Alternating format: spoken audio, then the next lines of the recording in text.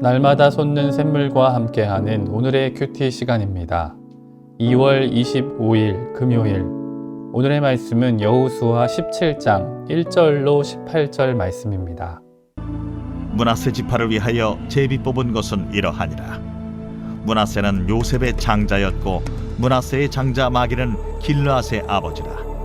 그는 용사였기 때문에 길르앗과 바산을 받았으므로 므낫세의 남은 자손을 위하여 그들의 가족대로 제비를 뽑았는데, 그들은 곧 아비에셀의 자손과 헬렉의 자손과 아스리엘의 자손과 세겜의 자손과 헤벨의 자손과 스미다의 자손이니, 그들의 가족대로 요셉의 아들 므낫세의 남자 자손들이며 헤벨의 아들 길르앗의 손자 마길의 증손 므낫세의 현손 슬로브핫은 아들이 없고 딸뿐이요 그 딸들의 이름은 말라와 노아와 호글라와 밀가와 디르사라.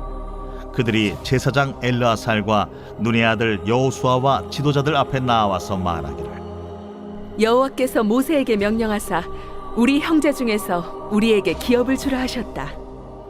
하매 여호와의 명령을 따라 그들에게 그들의 아버지 형제들 중에서 기업을 주므로 요단 동쪽 길르앗과 바산 외에 므낫세에게 10분깃이 돌아갔으니, 므낫세의 여자 자손들이 그의 남자 자손들 중에서 기업을 받은 까닭이었으며, 길르앗 땅은 므낫세의 남은 자손들에게 속하였더라.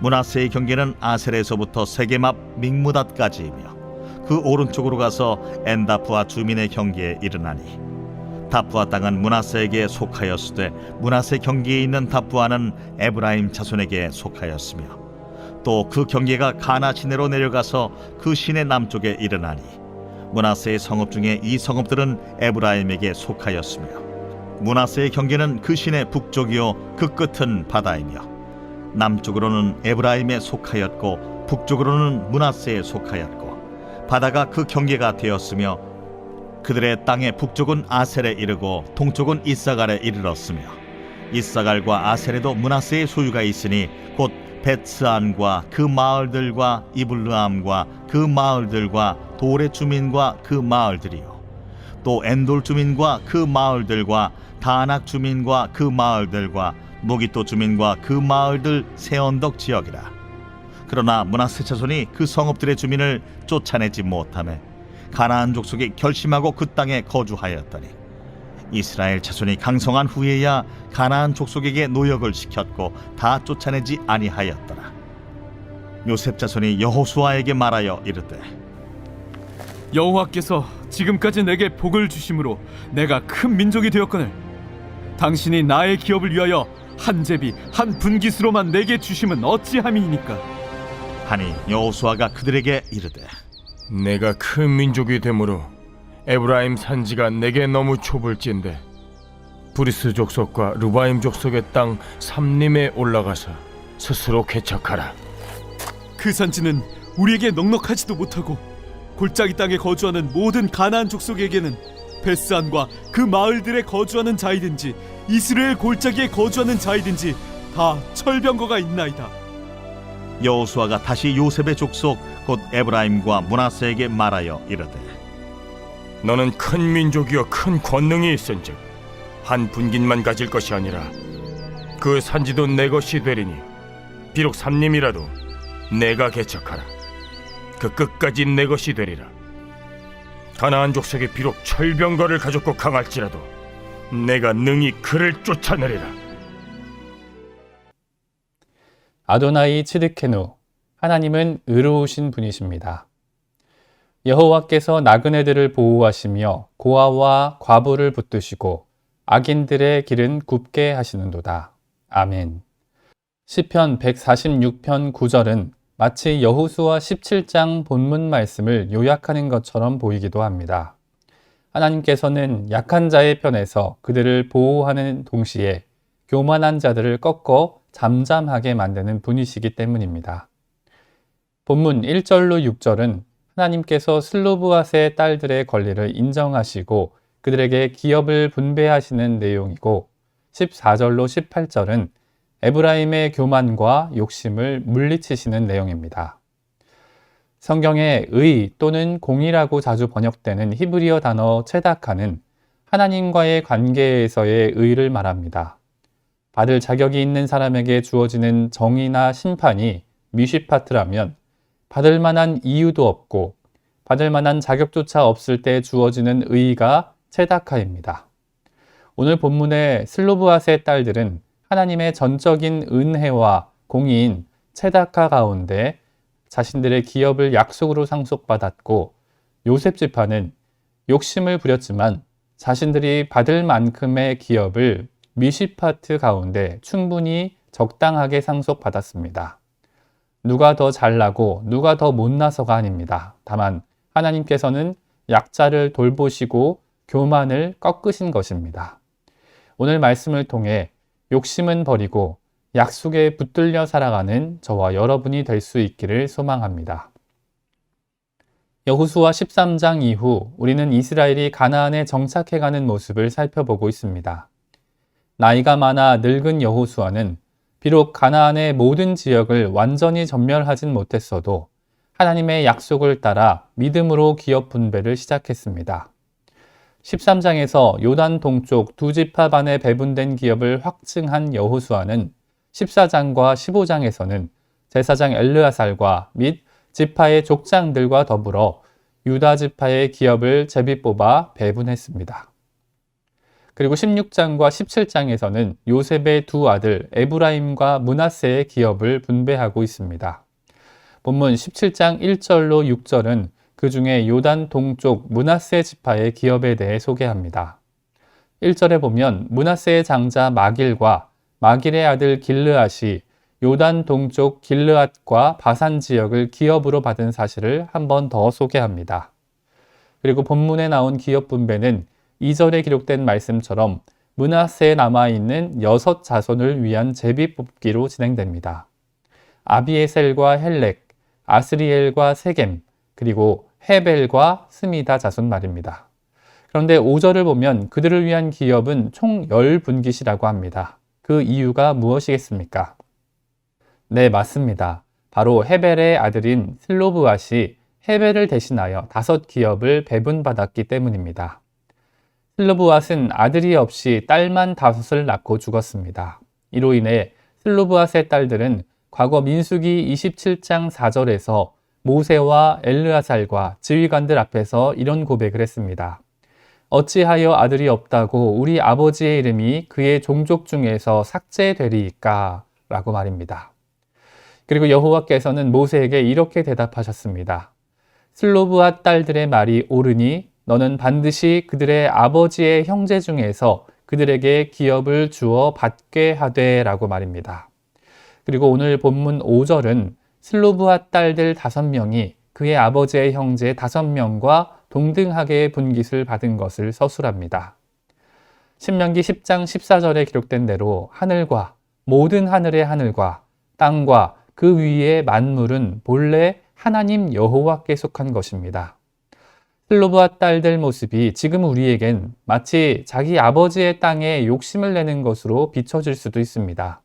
하지만 슬로브앗 딸들은 공의로우신 하나님을 바라보았습니다.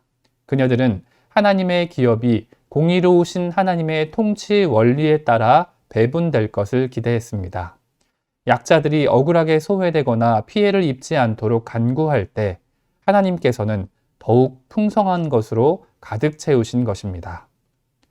중반부인 7절로 13절은 날마다 솟는 샘물 큐티 본문에는 생략되어 있는데 그중 므낫세 자손이 자신들의 성읍 주민을 쫓아내지 못함에 가나안 족속이 결심하고 땅에 거주했다는 중요한 사실이 기록됩니다. 그리고 이스라엘이 강성한 후에 노역을 시켰지만 다 쫓아내지 않았다고도 설명합니다.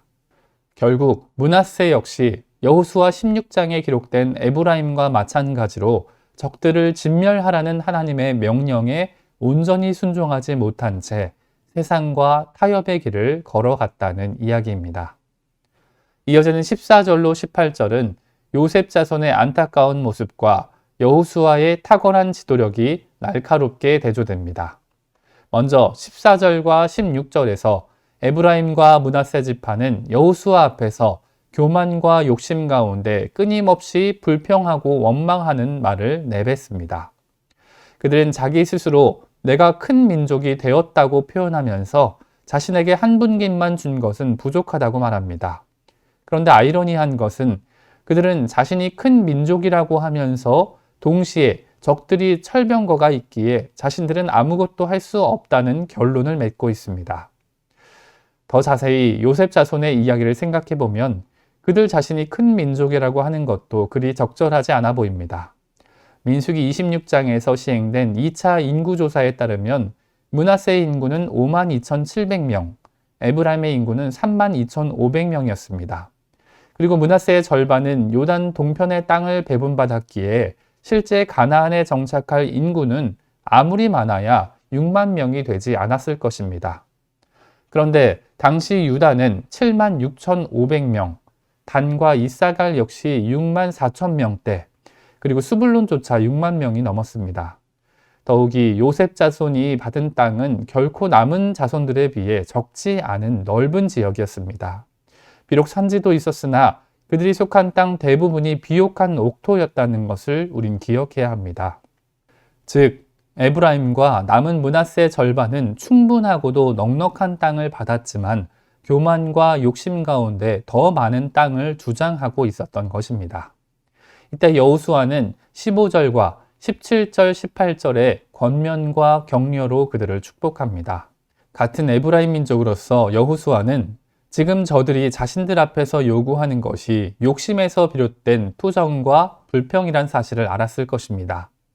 또 여호수아는 저들이 하나님의 약속에 대한 신뢰 역시 부족하다는 것을 느꼈겠지만 그들을 나무라거나 책망하지는 않았습니다. 다만 여호수아는 그들 말대로 그들을 축복합니다. 너는 큰 민족이요 큰 권능이 있으니 삼림뿐만 아니라 더 넓은 곳까지 개척하라. 내가 능히 그를 쫓아낼 것이라고 말입니다. 여호수아는 이스라엘의 지도자이자 하나님의 종으로서 끝까지 요셉 자손을 붙들어 준 것입니다. 오늘 말씀을 정리하겠습니다. 오늘 우리는 므낫세 자손 중 슬로브앗 딸들이 붙들었던 약속과 요셉 자손이 붙들었던 욕심을 비교하며 말씀을 살펴보았습니다. 슬로브앗 5딸들은 아무런 자격도 조건도 없었지만 하나님의 은혜와 공의 가운데 약속으로 기업을 상속받았습니다. 반면 그들이 속해 있던 므낫세와 에브라임 지파 전체는 자신이 이미 충분히 받은 것에 만족하지 못하고 더 많은 것을 탐하고 욕심을 부리다가 여호수아로부터 거절을 받았습니다. 오늘 우리는 약속을 붙잡고 있습니까? 아니면 욕심에 사로잡혀 있습니까? 우리의 손에 하나님의 영원하신 약속이 있을 때 우리에겐 자유와 만족과 참 기쁨이 있을 줄 압니다. 반면 우리가 욕심에 붙잡혀 있을 때 우리는 무엇을 먹고 마시고 누구와 함께 있어도 행복을 잃고 더 많은 것을 요구하게 됩니다. 마치 바닷물로 갈증을 해소하려는 어리석은 사람같이 말입니다. 예수님께서는 말씀하십니다. 나를 믿는 자는 성경의 이름과 같이 그 배에서 생수의 강이 흘러나오리라. 아멘. 오늘 말씀을 통해 욕심은 버리고 하나님의 약속에 붙들려 성령 충만함으로 살아갈 수 있는 저와 여러분이 될 수 있기를 간절히 소망합니다. 함께 주님 가르쳐 주신 기도로 말씀을 마무리하고 개인적인 기도 제목과 자신이 속한 공동체를 위해서 또 한국 교회와 세계 열방을 위해서 기도하기를 원합니다.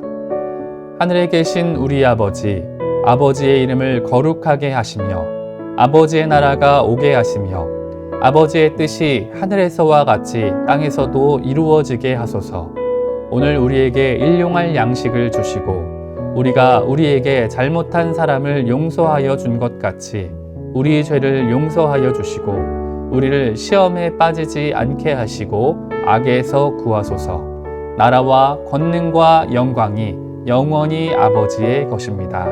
아멘.